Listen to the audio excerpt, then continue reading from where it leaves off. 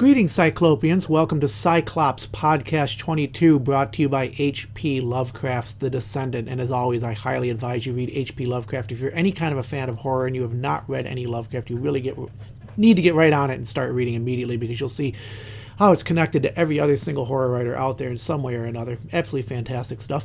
My name is Dan. I'm Tom. And we're going to go into some quick side notes here with Tom. We got a big night on the Logan movie coming tonight. We're going to talk about that for a little while. But before we do, we're just going to clean up some miscellaneous stuff. Tom's going to start us with comics. I got 2 from Marvel, 1 from DC, and 1 from IDW. I'll start with Marvel.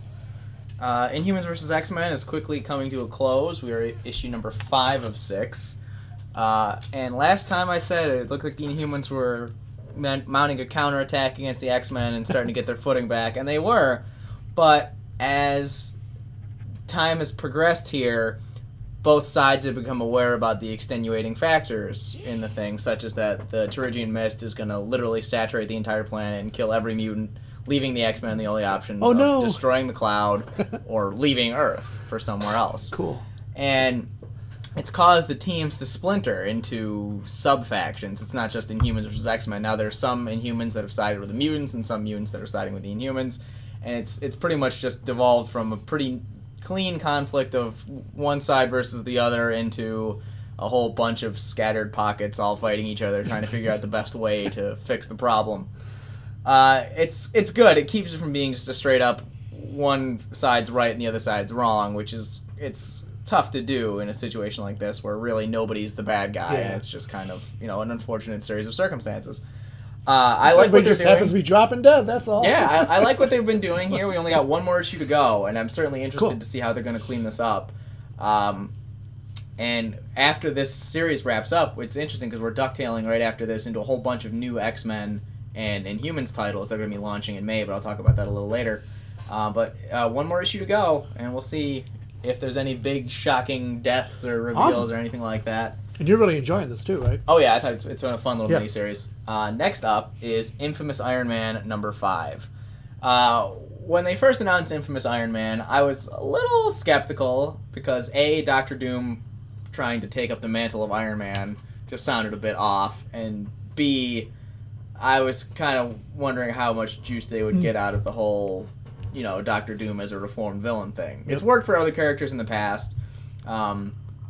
Gambit, for instance, started off as a villain, so I mean it's not like it's impossible. But I was, Dr. Doom was a lot more hardcore evil than Gambit ever was.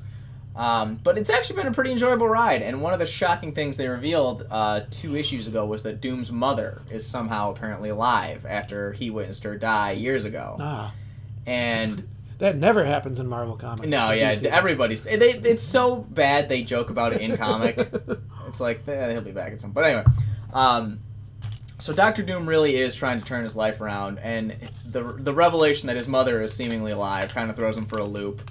And most of the comic actually isn't action-based. It's really Doom and his mother in this conversation of if she's been alive this whole time, why hasn't she come to see him, and all this stuff. And it really kind of makes Doom question himself a little bit. But I thought it was fantastic. It's great work here that feels like an Iron Man comic, but it feels like a Doctor Doom comic at the same time. Brian Michael Bendis really has written a great story here. It doesn't feel like they've just swapped out Doom for Tony Stark and this is Iron Man with just a new guy in the suit. This really feels like it's a blending of the two. Cool. And it's great. And at the end of this issue, there's a pretty big reveal after who's been working with Doom's mother apparently this whole time, and I actually really like it. I won't give anything away, but it's a pretty classic flip on the relationship between Doom and another character. Cool. And I'm definitely looking forward to issue number 6. This has become one of my favorite Marvel titles. Which brings us to the other side of the fence, DC. One of the big storylines that they've been doing in Action Comics is the sudden reappearance of Clark Kent after the death of the New 52 Superman. Except this Clark Kent is just a guy. He has no superpowers. He doesn't think he's Superman. He just thinks that Superman needed him to go into hiding because somebody was after him because of a story. And Superman and Lois Lane have been trying to figure out how this guy showed up out of nowhere after the death of their Superman. and why he looks exactly like Clark, why he has some of the same memories as Clark, and why he, just how he even exists. And it's always been kind of like the back subplot thing, like Lois has been dealing with it, but something else has been going on. But it really looks like this is about to get dragged into the forefront here of who this guy is and why he is, why he's around. There's been just a whole bunch of inconsistency. Like, he'll tell Lois a story about something, like he was somewhere, and then she'll go and talk to somebody, and they'll be like, "No, I haven't seen Clark in months." So it's been there's this whole underlying sense of he's lying, but why is he lying? And like I said, this issue ends on a pretty definitive note that this is going to be addressed either next issue or very soon. And I like it because there's a kind of simmering mystery under the whole thing this whole time. And I really want to know who he is. I have my own theories, but I'm not going to say anything in case I turn out to be completely wrong. Yeah. But ever since the Rebirth, all those months ago, the Superman stuff has been fantastic, and this is no exception. Cool. Which brings me to my favorite find of the week. And this is why I love actually going to the comic store. Because you'll be looking at stuff, and you'll just see something that catches your eye. And I was wandering around, and I saw Highlander, The American Dream. The American Dream. And I immediately stopped whatever I was doing, and I grabbed this. I didn't even preview it. I just bought it, and I knew it was going to be awesome, and I was completely right. Highlander, The Dream is following Connor McLeod from the original Highlander movie. Shortly, actually, before the events of the first movie. This is actually kind of a lead-in to the original movie. He's in New York, and an immortal from his past comes looking for him. And they meet each other on the Manhattan Bridge, and they start reminiscing about the time they first met. Mm-hmm. And it takes place Civil War, and Connor McLeod's fighting for the North, and he's fleeing from Confederate troops, trying to, and he's getting shot and all that, and he's not dying because he's an immortal and he's running, but he's being hounded by I believe, Major, who is, like him, an immortal and can sense that he is and wants to kill him, to take his head. And he runs into holy ground, which any fan of the Highlander franchise knows immortals can't kill each other on holy ground. Yep. So he's safe for the minute, and there he meets a monk who is immortal too, who helps him recover, and has been living there for hundreds of years and avoiding the game.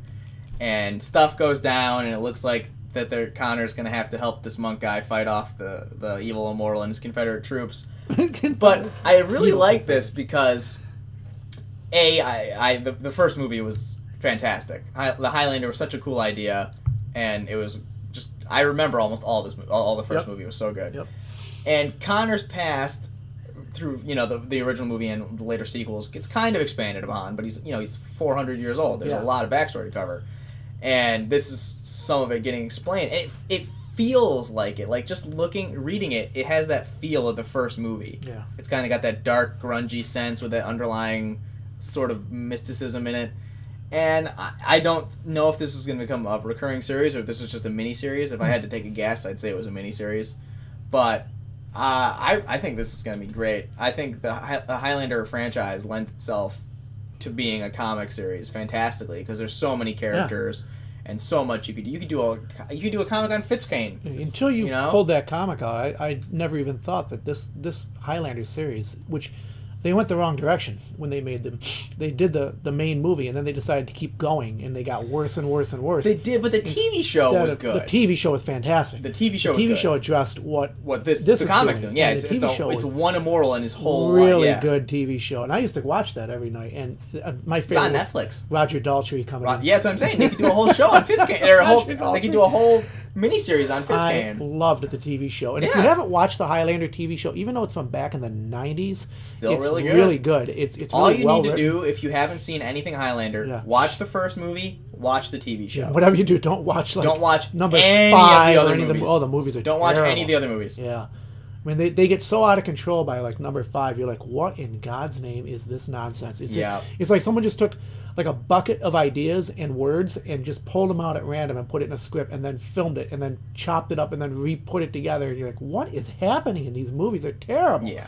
So, but I know there's other Highlander miniseries that I definitely want to check out, but this one, I saw it and I knew I had to grab it, and I did. And I'm glad I did, because this thing it was great, and I'm going to stick with it as long as it's out. Just remember, there can be only one. Only one. And that's all I got for comic reviews. I got have some really comic quick. News too. But if you want, I'm sorry. if you want to do reviews, we do everything off the cuff here, so we Yeah. never even know what the other one's doing. Sometimes I just want to throw in a quick comic bit of news. We got Infernoct, Infernockt. Doesn't sound ominous at all. Mina Elwell and Eli Powell, and I've been following this for since day one, more or less, and really great short comic that's coming out. She has been dropping bits and pieces of the prologue, and it's kind of cool. It's got what I would call the worst cleanup job ever. Somebody has the job of the worst cleanup job ever. He's got to go in and clean up a mess after a Lovecraftian event has occurred, and he goes into the house to find out what happened, and it's things go downhill rapidly, like they always do in a Lovecraft type story. And this is it's a horror comic. It's Lovecraftian, and the colors are beautiful. It's really cool colors, like greenish grays, black and white. It's a neat color scheme, which really, I'm easy to please on colors. If I see a cool color on a cover, I'll run and get it. And this is the first thing I saw. I love the colors. I like the layout here. I like what's going on. It's written almost in like a journal type fashion at times. So she just put the new number 5 out, like almost like a big page 5, and she's releasing them piece by piece. And then there's a comic coming behind it, and it's coming out Scout Comics. And so I've got it up. You'll have a link here. You can click on and take a look at a whole bunch of stuff on her. I'm really excited about this comic. I hope it goes a long way. And I'll be covering it every time it comes out. So just want to let you know that is number 5 is dropped, page 5, or prologue 5, whatever you want to call it, and it's pretty good. So Tom's got more comic news here. Yes, Marvel is going to launch a ridiculous amount of comics in May because that's what Marvel does now. But awesome. It looks like what we're going to be getting is some of these. This isn't the complete list, but these are the ones that caught my eye. Guardians of the Galaxy is going to be relaunching, which is good because the new one hasn't done anything for me. Cable is going to be getting his own solo series. Black Bolt's going to be getting his own solo series. Jean Grey will get her own. Luke Cage is getting his again. Mm-hmm. Secret Empire, the next big crossover event they're doing, is going to launch in May. And this one is interesting. Star Wars The Citadel. It's a one-shot. It's going to launch in May. And that kind of piqued my interest because I'm a huge Star Wars nerd anyway. Star Wars. But it's a one-shot, which is interesting. So I'll definitely check that out. And Marvel also had some news about... Now this one, I don't know how I feel about. Marvel's editor-in-chief, whose name escapes me at the moment, I should have written it down. Is it Power Rangers versus Sesame Street? Or yes. Okay. But their editor-in-chief teased Hulk-Wolverine hybrid. You see a giant colossus of a dude floating in a tank, and he's got the Wolverine claws, and the tank is green, and it says Batch H on it. And it says construction or work in progress. And at first, it's like, oh, Hulk-Wolverine hybrid, that's kind of cool. But then you really stop and think about it, and you're like, who in their right mind would make a Hulk-Wolverine hybrid? Yeah, it's almost like unstoppable. Let's take 2 of the most unkillable characters ever and stick them together. Yeah. And what? I don't know. That's kind of like... Although, in a weird way, it is fitting, because Wolverine's first appearance was in The Incredible Hulk. So it's not like the two don't have that shared history. Yeah, and it's movie there back in the beginning, he had a Wolverine hybrid he was up against. So another hybrid, the female, there was her own... She had her own spiky hands in the movie. Remember? In the movie? Yeah, remember the girl? He fought the girl who was like a female Wolverine, and they had her in the. She never said a word. She fought him the whole time, and you wound up beating her by putting her in the tank and hitting the hit the electricity. Oh, you're talking about X-Men 2? Deathstrike. Yeah, Deathstrike. Yeah, he stuck her full of liquid adamantium and drowned her. Goo and drowned her and electrocuted her and basically. But yeah, a Hulk Wolverine combo is like I don't know. So it's kind of like I'm not too excited about the other combo thing. It's not. It's like literally they're fusing Hulk and Wolverine. I don't know. Well, we'll see. Maybe it'll be cool. Maybe, really but cool. I'm skeptical. All right, I do have some other various news. My TV stuff for the week: Arrow, Legends of Tomorrow, and Flash are my mainstays. Yeah, go Flash. Arrow is they're plugging along with the Prometheus stuff, but I think they're trying to spread it out till the end of the season, and they keep it's all these feints and red herrings, and I mean by now I think all of us have pretty much made up our mind that Prometheus is Tommy Merlin back from the dead. Okay, but they're really trying to drag it out, and it's like we all know he's not the kid of the 30-year-old or the villain from season 1 who barely nobody remembers, and But yeah, I get what they're doing. They don't want to just like, Yeah. oh, it's Tommy, and then just have it for the rest of the season, them fighting Tommy. They need to drag it out, because because what's his name? Colin something. The actor who plays Tommy isn't available. He's a regular on Chicago Med. So they can't just do their big reveal, it's Tommy, and then have him go back under the mask and do all this stuff. But it's still good. I still am enjoying the show more than I was in season 3 and 4. Mm-hmm. But I think now they're kind of looking for ways to extend the big reveal of Prometheus. Yep. And I don't know. We'll see where they go with it. But how long can they drag it out? Yeah, how long can they? We're closing in. We're in the back half of the season, Yeah. so we'll see what they do. But Flash, Gorilla City. Wow, that was fun. Great episode, all the way up until the stinger for me, and I'll explain why. But long story short, Harrison Wells from season 2, Harry they call him, gets invited to Gorilla City on Earth 2 by the gorillas, and surprise, surprise, it turns out to be a trap. Yep. They kidnap Harry, kill the rest of the guys that went with him, and his daughter Jessie, who is now a speedster, comes to Earth 1 looking for Barry's help. Barry takes the team of himself, Cisco, Caitlin, and Julian. Yeah. Which was the best part of the whole episode. Yeah, he was because pretty cool. Tom Felton was in Rise of the Planet of the Apes. Yep. And when Barry's trying to explain what happens, he goes, look, a friend of ours got kidnapped by super intelligent gorillas. He goes, are you talking about Planet of the Apes? He goes, no, it's not Planet of the Apes. It's just a city of them. Awesome. It's Planet of the Apes. It's Planet of the Apes. And so I was like, yes. So that was a fun reference. But so when they get there, stuff goes wrong for them, and Grodd makes as it always does. Yeah, Grodd reappears. Yep. And it seems as time has gone on, Grodd has got even smarter, because his grasp of English has gotten much. Because before he would speak in like 3-word sentences. Yeah. And like it was very, it was intelligent, but it wasn't quite there yet. The flow was off. But now it seems like Grodd is getting smarter and smarter and more dangerous and more dangerous, and Grodd lays out a plan for Barry and why he brought him here and all this stuff. And, I was skeptical of Grodd's true intentions here, and as I think anyone... Yeah. It's Grodd. Yeah. But it was good. They had a lot of fun action. The arena fight was cool. Yeah. It was definitely a fun episode, and it was great. It was a good setup to a big... finale, but there's a few things wrong with it. Yeah, it's like the biggest one. Go ahead. The biggest one for me is spoiler alert, because this is the big point of the plot. So if you don't want to know what happened, skip ahead a little bit. His intention was to kidnap Cisco and use Cisco to get him and all the gorillas to Earth, right? But they all escape at the end. You're like, oh, well, how are they going to do a 2-parter? Because Cisco and all them escaped, and then Gypsy from earlier in the season, he has her. I'm like, well, then why'd you even need Cisco if you had her this whole time? Well, I think he kidnapped her after Cisco. That was my impression, that he couldn't get. But you know what the giant hole in this thing was? That they go back and, well, number one, that the smartest people in the universe keep getting duped constantly between Wells and Barry and all these guys, which is pretty obvious what they're walking into. And we all see it, and they never can see this. And it's obvious that Grodd's going to pull a trap, and it's obvious that there was some odd things in there, like. Where, a quick side note, Barry's in the fight in the arena, and he tells the whole arena, hey, I just beat your leader, and we're not here to give you any trouble. But they shoot him with a dart, and then he wakes up and God says, ha, I tricked you, because you fought in the arena. All the gorillas now think that you want to kill them. And I was like, no, because he just told them, a highly intelligent species, he didn't want to kill them. I'm kind of confused on that one. I don't know, but I can kind of see it, where seeing what Barry can do might make them afraid. Maybe, But for me, the biggest hole in this episode, and for some reason I really enjoyed it, but even though there was some big holes, this was big fun. Was that Barry and the group come back like, well, we're safe. We got that thing closed up, and he didn't get here, and we've saved the timeline. But I thought, at that point, well, if Grodd could send out a mathematical trick to lure Wells into coming, to get the gate open, then he could do that with any of the universes. And if I was Grodd, I would have sent it to that universe as Wells.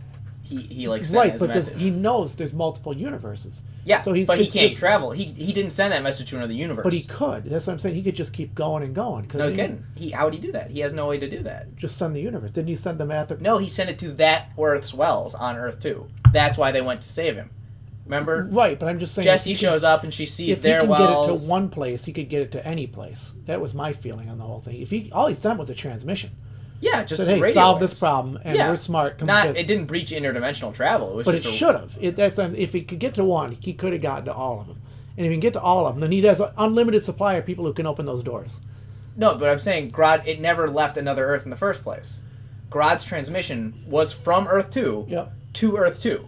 It never went anywhere else. Ah, okay. It was from okay. Yeah, I was thinking it was like I just got on a ham radio and talked to you, however far away. I was thinking remember because Harrison Wells was in the episode twice. He was in Earth. He was in their Wells. Yeah. And then Earth. Yeah. Okay, folks. So that's not at all. But maybe somebody else saw that problem too. They were thinking, hey, how did he just do that? Because I kept thinking if he could. Could he find a way to get the transmission into another dimension? Yeah, but anyway, for me, the biggest problem was Gypsy, because I even forgot she even existed. It's like, if you already had somebody who can breach dimensions on your Earth, why did you need Cisco? Well, then that brings my problem back. Yeah, because if he can get Wells to open the door, I then get Gypsy to open the door. I kind of look at it as he wanted it to be Cisco for payback for knocking him into the thing. But I'm just saying, it seems like he has an endless supply of people who can open doors. So he's going to be a problem down the road for quite a while, which is why he's a big character in the comics, I think, in the Flash universe. But it's fun. I mean, we can't analyze this to death. I mean, it's just the Flash. But it's still a lot of fun. Even with those gripes I had with it, I still enjoved the episode. It was a lot of fun. Episode, yeah. I did like the arena fight where he says he had to pull the reverse. Remember the reverse Flash thing of shoving your hand through someone's chest, and Barry had to do that. So it was fun. It was visually, it was great. The CGI on Grodd and the rest of the girls has gotten better. It was fun. But we'll see what they pick up with this next week. Yeah, and we're just picking up nerd things. That's all we're doing. And, we're not trying to tear it apart and say it was fun at the same time. It's just little nerd things. But anyway, we're going the long. The last one is Legends of Tomorrow. Legends of Tomorrow. Camelot-3000 was this one, and this one was interesting. Ever since the introduction of Rip Hunter as now a brainwashed evil flunky of the Legion of Doom, I think the it never really lost any steam, but it really picked up a new sense of urgency because now they're fighting somebody who knows them intimately and how to, combat them. We pick up with a brief jaunt to the year 3000, where a facility's been ripped apart by shreds, with Rip Hunter looking for a chunk of the Spear of Destiny. And this was the most interesting thing, and I really liked they did this.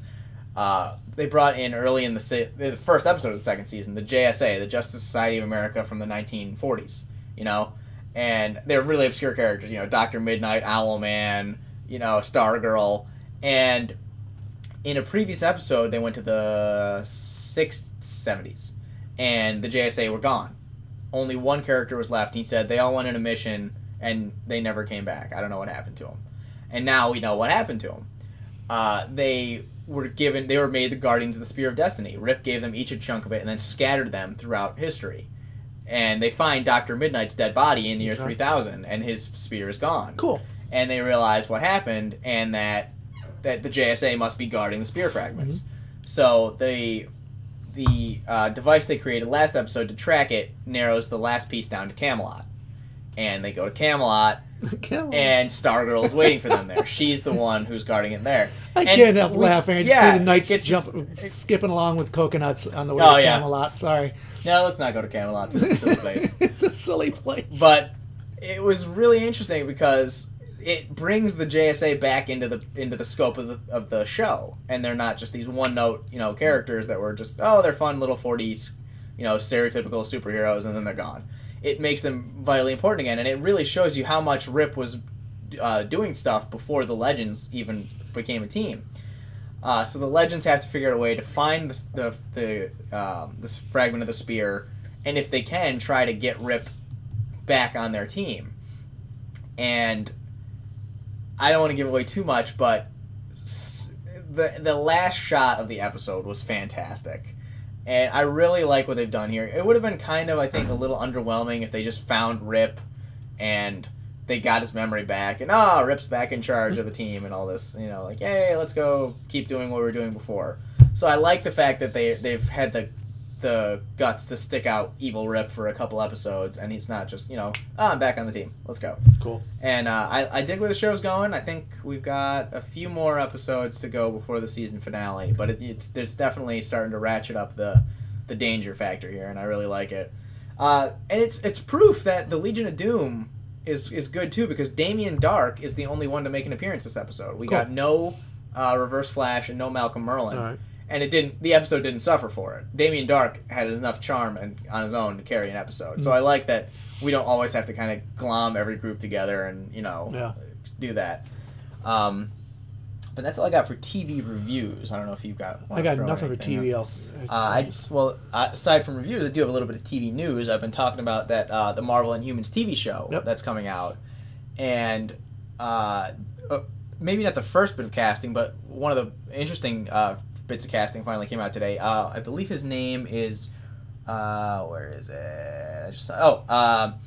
Ewan Ryan, I think is how you pronounce his name. He was Ramsay Bolt on Game of Thrones. He got cast as Maximus the Mad. Okay. And this poor guy is going to be typecast as the evil psycho for the rest of his life. Because Ramsay Bolton, total lunatic psycho on Game of Thrones. Maximus the Mad. I mean, his name is Maximus the Mad. You really think he's that good a person? And it's funny because when they were casting, I was thinking of the royal family and who they get to play everybody. Yep. This guy really looks like Maximus the Mad. Like he looks like the character does in the comics right now. It's really creepy, actually, how much he looks like him. Maximus is Black Bolt's brother, and as the name implies, he's a little bit crazy, a little bit off the edge, and he's always scheming for ways to ruin Black Bolt and Medusa's day and take the kingdom for himself. And his power is basically he can compel anyone to do what he wants them to do. So he's almost like the Purple Man, kind of. Mm-hmm. Except his power is much bigger in scope. Okay. And he's a lot more dangerous. But I think that's a great bit of casting. He really does look like Maximus. And I just feel bad for the guy. He's going to be typecast as villains for the rest of his life. Still making a good check doing it, though. Oh, he must. He must, but we'll see where they go with it. Any other TV stuff? That's it for TV. I guess we can move on to movie stuff. We don't really have much of, except for unfortunately, another celebrity death. Bill Paxton passed away yesterday. Oh yeah, he passed away yesterday due to complications from surgery. Yep. I don't know what the surgery's for. I didn't even know he had any medical problems going on. Mm-hmm. He's only 61. He looked pretty good for 61. Obviously, if you're a big nerd, you know that Bill Paxton he was an alien, he was in Terminator 2, or Terminator, he was a Predator 2. Titanic. Most recently, he was in Edge of Tomorrow, that Tom Cruise sci-fi movie, which was really good.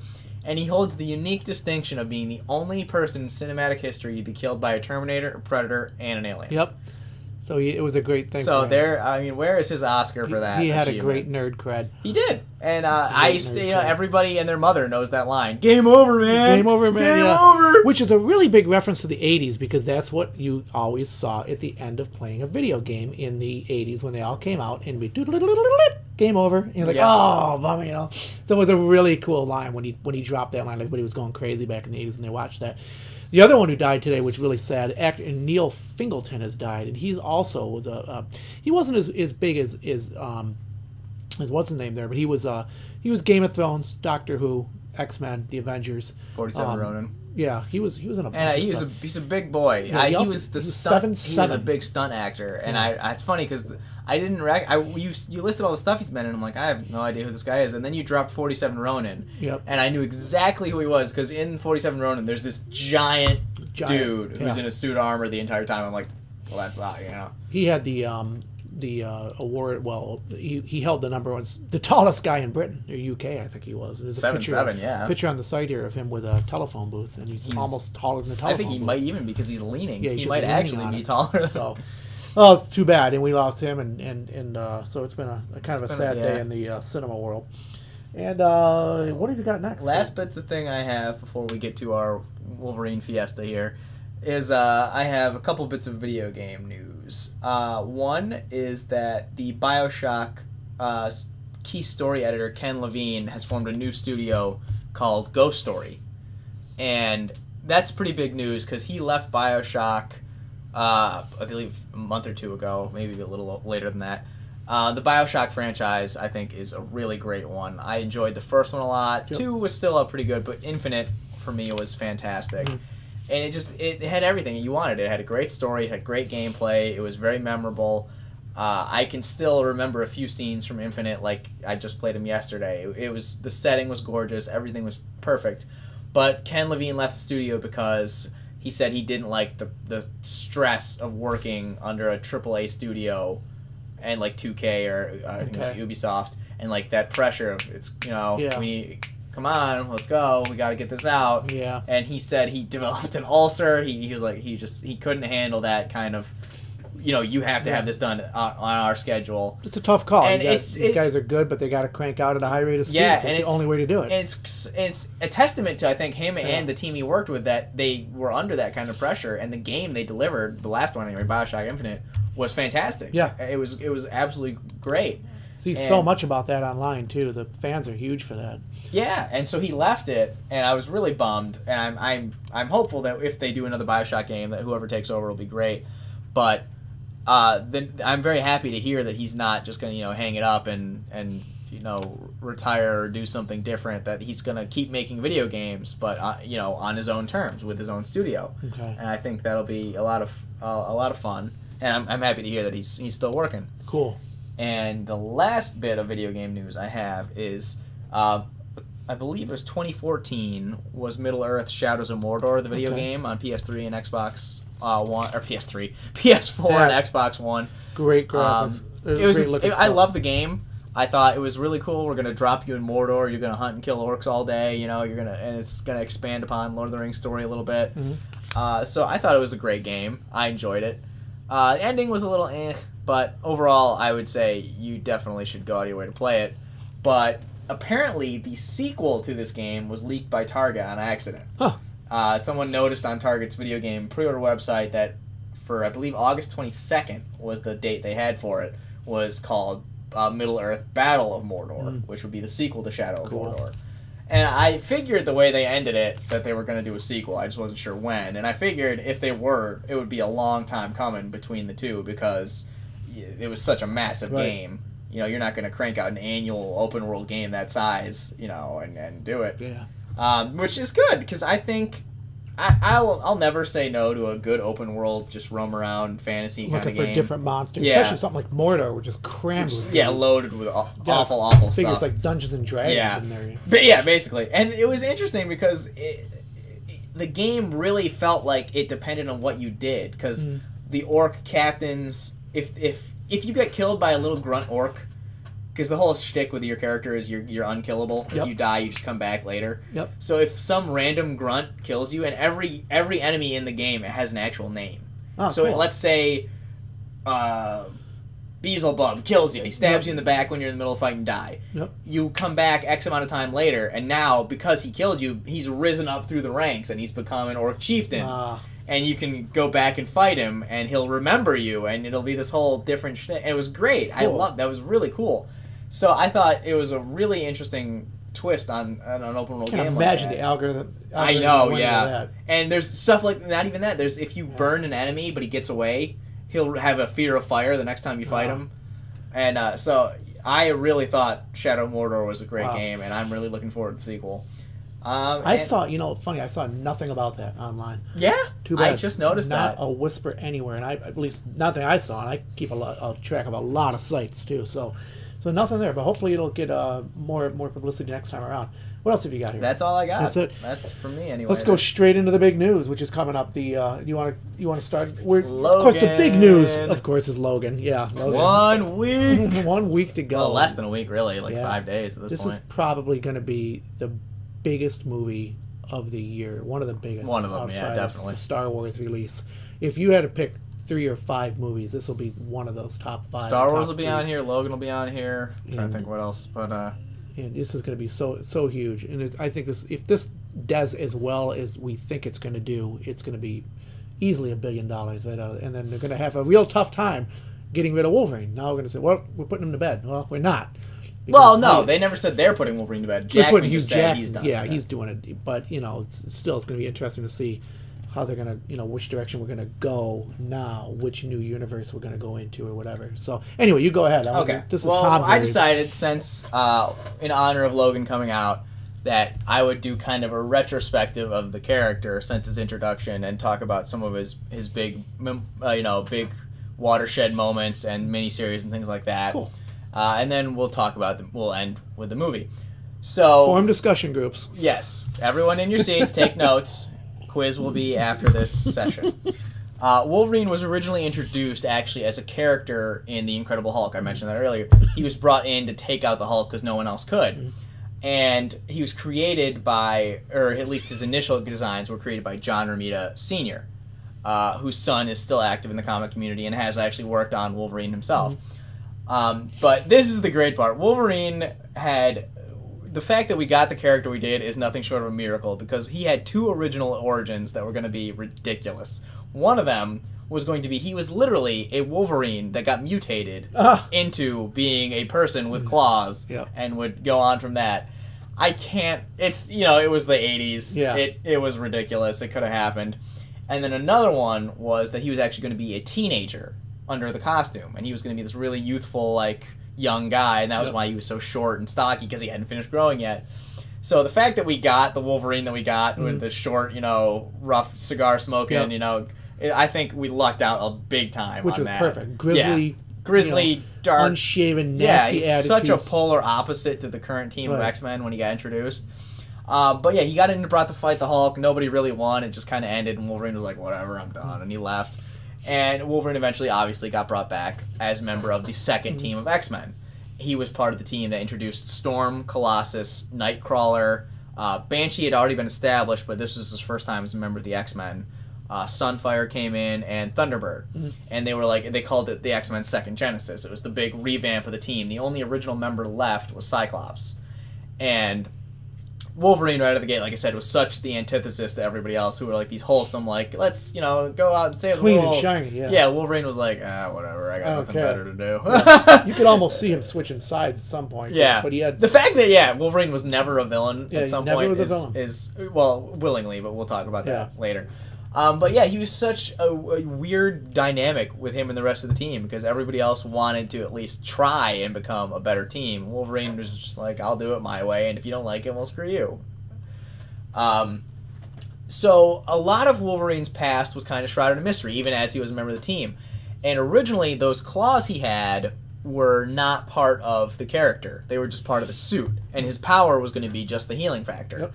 But as time went on, they decided, you know what, let's actually have the claws be part of him. Yeah. And there was a big reveal where he's locked up by the Sentinels, and they have him in armbands, and he cuts his way out without, he doesn't have the suit on. And Banshee's like, oh my god, the claws are actually part of you? Yeah. And so Wolverine there's this whole huge mystery of, the character's past. He never talked about it. And initially it was thought because he just hated everybody and didn't want to talk to him. But then later you discover he just genuinely doesn't know. His memories are so scattered and screwed up and all this stuff. He had no idea himself. Later, he eventually got his first solo series, which was just entitled Wolverine, which you actually have all 4 issues of still upstairs, which are actually worth a decent amount of money. Funny because someone told me to go to the store and buy these, and I was like, really? And I go, I didn't have much money at the time. Yeah. Buy these; they're going to be worth something later. I was like, okay, so I bought them. I stuck them in plastic and forgot about them, and sure enough, they're worth money. Yep. But the series sees Wolverine leaving the team and traveling to Japan because an ex-girlfriend of his is getting married, and he's convinced that the guy is not wrong for her, and he's going to try to get her out of it and save her. And it was Chris Claremont who was the writer and Frank Miller who was the artist. And it really does feel Miller-esque, like Miller's run on Daredevil, where he introduced Elektra on the hand and all the ninja stuff. And it really does feel like it kind of reminds me of that, and in a good way. Not like it doesn't feel like we just transplanted Wolverine into a Daredevil story. Right.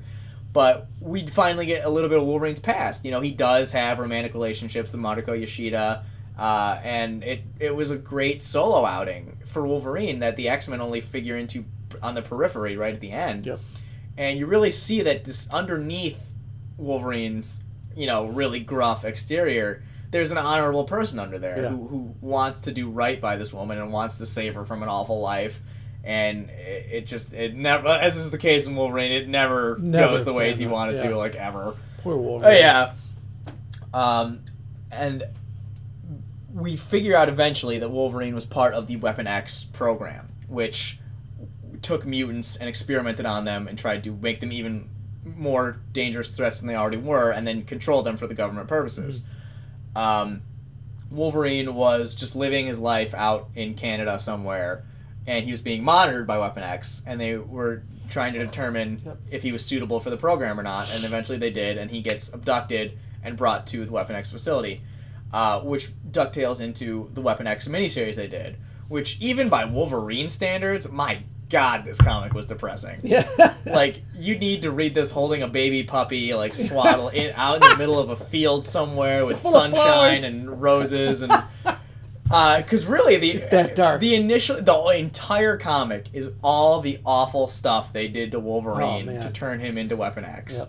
The surgery, watching him, because they're cutting him open to put the metal in him, and he's healing, so they have to not only cut him open, they have to like hold his like skin and muscle tissue open, and they're like, oh my God, you're just like you're watching this, and it's so the writers and animators, illustrators went full on dark. Yeah, Barry Windsor Smith wrote and did the art for this, and you're like, there's like 3 or 4 moments where I'm reading this, and I'm like, I had to close it for a minute, and just like, oh my God, what are you doing to this guy? Yeah. And it's another window into why Wolverine is the way he is. Yep. This is what broke his mind. It was just enduring this for months and months, and who knows, years maybe, because of his healing factor, of how long they psychologically screw with him and all the stuff they put in him, and it's good. But like I said, I'm going to warn you, read it in a very happy place. Yep. And again, even though we'd found out more about his history and his character, his exact origin, it was still unknown. Like, who were his parents? Where did he come from? Was he always like this? No. And this is something that, again, Wolverine just didn't know, so he couldn't even tell anybody.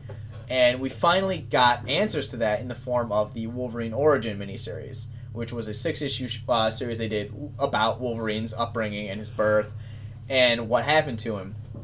And you find out that back in like 18-something odd Canada, Wolverine and his family are, kind of wealthy-to-do farmers, and they live in a mansion. And Wolverine actually was a very sickly child who was, very thin and frail and, liked his, he loved his parents and was like a happy little kid. And something, personal tragedy happens which activates the mutant powers in him, and he runs off with a friend of his, and they have to leave, and he over time slowly develops into the muscular gruff man's man kind of guy, and you see his formative years, and even though he looks like Wolverine, this isn't the Wolverine yet who's all doom and gloom and his life is just one big tragedy, although it is, and it'll get there soon. And it also introduces the character of Mr. Sinister to Wolverine's history and why Mr. Sinister is so interested in Wolverine, throughout the character's history.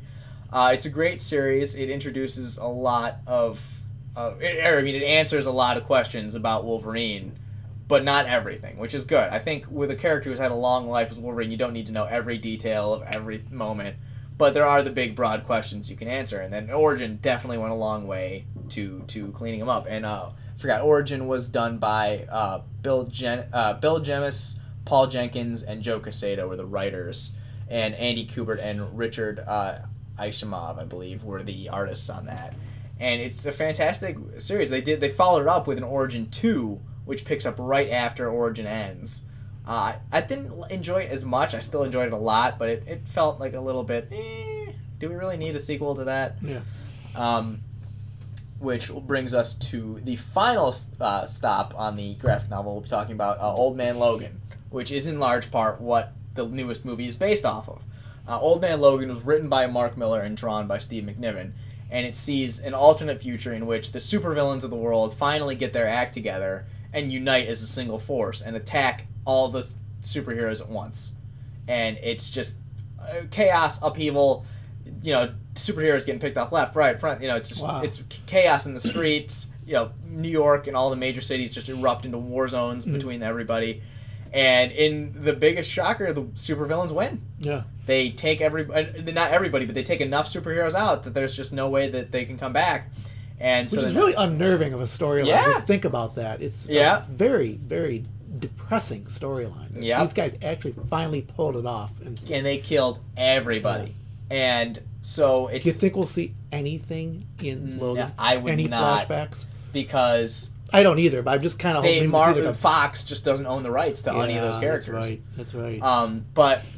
So the supervillains win, and they divide the world up into fiefdoms, basically. Wolverine lives in California, which is basically the territory of the Hulk. Huh. And the Hulk is evil in this because the Hulk absorbs radiation, and nukes were used to try to stop the supervillains.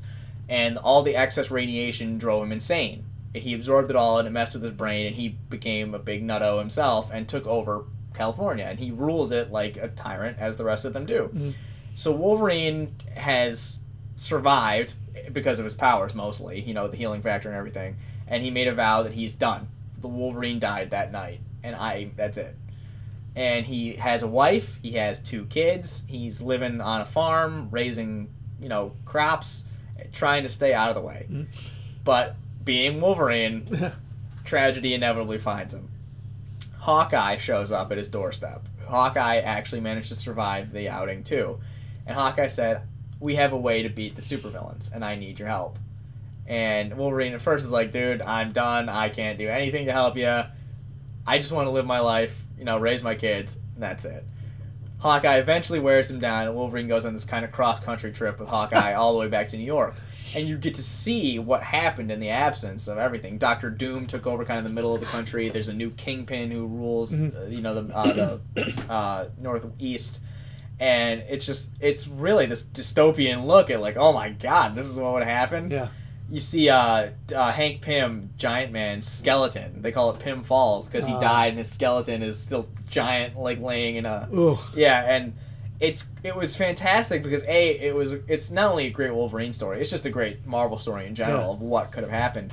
But Wolverine the whole time is adamant. I'm your driver. That's it. I'm here to get you from point A to point B. You get yourself in trouble, you get yourself out of it. I'm not popping the claws. I'm not fighting. This is your problem. You fix it. And so the whole time you're like, when's it going to happen? When is he going to snap? And those claws are going to come back out. And it's a great reveal, and it's just this real sad look at like Wolverine just really deep down wants to be a person. Yeah, and he just never gets the chance. And again, personal tragedy hits, the claws do eventually come back out, and stuff goes on. But I don't want to spoil anything because you really should go out and read all those graphic novels I just gave you because they're fantastic. Running out of time. Yeah, you got 5 days. Let's go. 5 days to go. Amazon Prime. Amazon Prime. And if you want, click on our link there because it definitely looks like the movie is drawing from that look and that vibe of Old Man Logan, where it's like an old Western kind of feel, where everything's kind of dark and almost like that sepia tone, almost like dark a post-apocalypse. Yeah. And it's like very westerny, outbacky, almost Mad Maxy kind of. Yeah, that's right. It's definitely, the movie's got that look. Wolverine's got the hair just like that. He's older. He's got the scars. Driving a limo, which is really interesting. Yeah, he starts driving a limo. So like I said, I don't think the movie. I'm sure we'll have flashbacks to how Wolverine ended up where he is. Yeah. But I'm sure it's not like giant supervillain uprising. That's what I meant by flashbacks. So I don't think we'll see any like major superheroes or anything. I think we might see some references. Yeah. Some faraway images or something like that. The way they do in I want to say, is it Powerless? What's the name of the program with the people? Yeah, Powerless. Powerless. Where you kind of see them run by, but you really don't know. You kind of know who that was. I just think they might. We'll see. Yeah. It's not that necessary because we're really with Logan, X-23, Professor X, and whoever else is going to be in there. Yeah. But like I said, I think the movie is going to draw from that tone, which again, Old Man Logan is one of my favorite graphic novels they ever did for Wolverine. Yeah. If you haven't read it, I would highly recommend it. It's not like a prerequisite. You're not going to be lost watching the movie if you haven't seen it. But I definitely think you'd appreciate what the movie's trying to do a little more. It's a hot novel, too, because it's an Amazon bestseller. And people are really picking that thing up right now. And those are just, I think, those 5 graphic novels I just gave you, I think were really some of the defining watershed moments in the history of the Wolverine character. Wolverine's a hugely popular character. There's so many others. There's Wolverine Rot. There's Wolverine Enemy of the State. There's the whole Wolverine Max series. There is a title just called Wolverine Origins, which is confusing because it's not related to that Origin miniseries I just talked about. But really, there's the running gag is what superhero team isn't Wolverine on, because he was in everything at one point for Marvel. He's a great character. I can't remember which writer it was, but it was a writer who'd worked on Wolverine in the past, and they said the core essence of Wolverine, he's the Ronin. He's the masterless samurai wandering from land to land, fighting whatever he comes across and just trying to eke out an existence. And that is I think a fairly accurate description of the character, and I think why he appeals to so many people is that he's never going to stop. He's that wandering warrior forever, literally, because of his healing factor, The greatest X-Man. The greatest. They love Wolverine. And the thing, actually, really quick to dovetail back to Old Man Logan, one of Wolverine's most antagonistic relationships was with Sci-Clops, obviously, because both of them were in love with Jean Grey. Yeah. And the two of them really never got along, but they did. Wolverine never liked him, but he respected him as the leader of the X-Men. And it's the little moments in Old Man Logan that are really telling. And Wolverine's two children were Jean, for the girl, which I kind of saw coming, but the boy's name was Scott. Ah. And Scott Summers, the Cyclops' real name. So even though... he named him after his rival. He never got along with Scott much. He clearly still liked him enough, respected him enough. To carry on his memory. Yeah. So, and I think all the tragedy and the struggle with this character, really, it is depressing at some point, but it's Wolverine inevitably overcomes it eventually. And I wonder if they're ever really going to give him that one big, happy moment in there at the end, if he's ever really going to finally get to ride off into the sunset. And I doubt it. I doubt it. But you don't do that. Who never knows? Yeah, Wolverine. Professor X isn't looking too good in these these images. Yeah, he's looking really old and really not in good shape at all. But that brings us to a fun point, because they said Hugh Jackman's done after this. They're introducing X-23. Yeah, and X-23 is Wolverine's female clone created by Weapon X to be the successor to Wolverine, because they thought they could control her more. Didn't work out so well for them either. No, yeah, another great idea. Yeah, that's fantastic. We screwed it up the first time, but this time we know what we're doing. Mutants and aliens, stay away from them. So here's what they could continue on with X-23 as the new Wolverine, and that's what they're doing in the comics. Wolverine in the Marvel comics is dead right now, but they're continuing with X-23 as the all new Wolverine. She's gonna be good, and they're actually gonna follow her as she grows up. Hopefully we'll see. But do a bunch of movies. Here's the interesting thing. A new trailer showed the Foot Claw. Yeah. And the Foot Claw is X-23's big signature thing. She's got the two in the knuckles, but the middle claw is missing. And the middle claw is actually in her foot. I remember that. And we talked about that way long time ago. So there's a spot in the trailer, though, where Wolverine falls on his back and blocks a set of claws. And the set of claws is 1, 2, and the third is under where the wrist. Mm-hmm. Now, at first I thought maybe this is just X-23 and him getting into a scuffle, but X-23's claws in the movie have the metal coating just like his do, and she has the one in the foot. But the claws that Wolverine blocked were bone claws. Bone claws. Well, we know there's something got made, something so serious that he has to bring X-23 to. Now she's on the run. Yeah, but the implication is that something else is out there too, some other new creature or something. Which would make sense if it's Daken. Yeah. Now, again, Wolverine being alive for so long. Not the band. Yeah, not the band. It's a shame. That would be kind of funny. if they could get a Daken song into this. Yeah. But Wolverine, living as long as he has actually sired quite a few children. One of which was Daken. And Daken inherited his father's powers to the letter. He got the healing factor, he got the claws, he got the enhanced senses. The only difference was his third claw was under the wrist instead of in the knuckle. Right. But other than that, he's basically Wolverine. Yeah. And he hates Wolverine.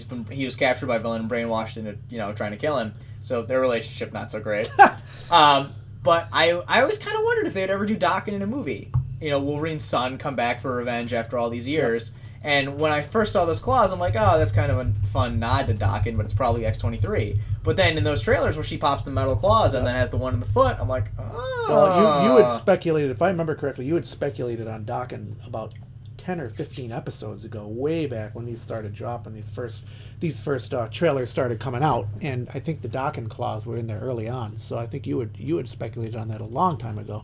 So we'll see. And we'll have I'm looking forward to it. It'll be pretty cool.